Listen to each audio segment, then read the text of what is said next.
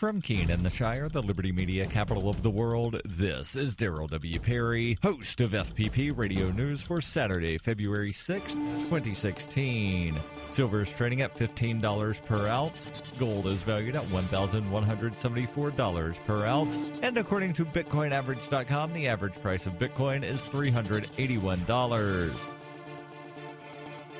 Antiwar.com reports after last year's leadership split and some bloody fighting, a January ceasefire among Afghan Taliban figures raised some hope among commanders for a compromise. The most recent reports are that the Taliban are reunifying. After Mullah Omar's death went public, Mullah Mansour was elected as his successor in a vote which was said to be unanimous, but which Taliban commanders felt was rushed and happened without debate. In the months that followed, a rival faction emerged around Mullah Rasul, who was backed by Mullah Omar's son. Ironically, a lot of the commanders who were backing Rasul are now back behind Mullah Mansour, and by and large have not demanded any changes in return for coming back on board. Though Mullah Rasul himself hasn't returned, some Taliban figures say they believe it'll happen in the near term. A full Taliban rapprochement could bring peace talks back to the table, as Pakistan had brokered some preliminary talks before, only to see them crumble when the Afghan government leaked Mullah Omar's death to the public and the Taliban was no longer united enough to make credible offers.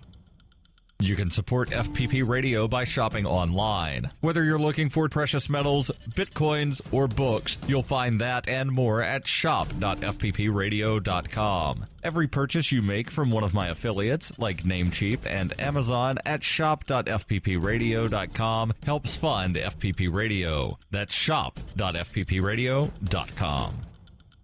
UPI reports millions of Americans are at risk for a shortfall in their retirement funding due to student loans, according to a new study. The study asked the question, will the explosion of student debt widen the retirement gap? Researchers with the Center for Retirement Research at Boston College found student loan debt chips away at the ability to prepare for a comfortable retirement. Some 52% of Americans are at risk of a shortfall in retirement based on data that includes a student debt load of $18,000. If that student debt load is raised to $31,000, the average for many borrowers today, some 56% of Americans will feel the pinch at retirement, according to the study. Researchers said the bottom line is that college costs should be included in broader policy discussions over how to improve financial security. If today's working-age households had the same level of student debt as those recently leaving college, an additional 4.6% of households would be at risk of having inadequate income in retirement. With outstanding student loan debt reaching a staggering $1.3 trillion and about $103 billion of that in default, student loan debt has become a national crisis. It has been well documented that student borrowers who recently left school struggle to repay loans due to under or unemployment. This new study shows paying down loans has continuing aftershocks well into retirement. The study, based on 2013 data, also shows student borrowing reduces the rate of home ownership and home value, thus creating less home equity by retirement age.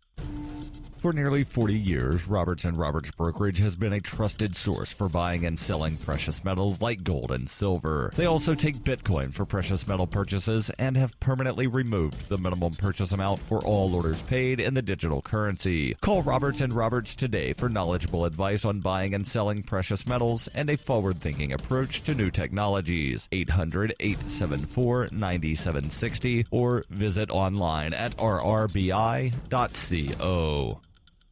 Reuters reports a federal judge on Friday granted a preliminary injunction stopping the distribution of surreptitious video taken by anti-abortion activists who allege Planned Parenthood staff discussed the illegal sale of aborted fetal tissue. The National Abortion Foundation, the NAF, a nonprofit representing abortion providers, accused the Center for Medical Progress and its founder, David Daleiden, in a lawsuit last year of illegally infiltrating and recording its private meetings. San Francisco federal judge William Orrick last year issued a temporary order prohibiting the distribution of the video, which he extended on Friday until the litigation is over. Orrick said he reviewed the videos and found no evidence of criminal activity by NAF members. Derek Foran, an attorney for the National Abortion Foundation, said they are pleased. Daleiden was indicted last month by a Houston area grand jury on a charge of tampering with a government record. He was offered a probation deal, but his lawyer said he planned to reject it.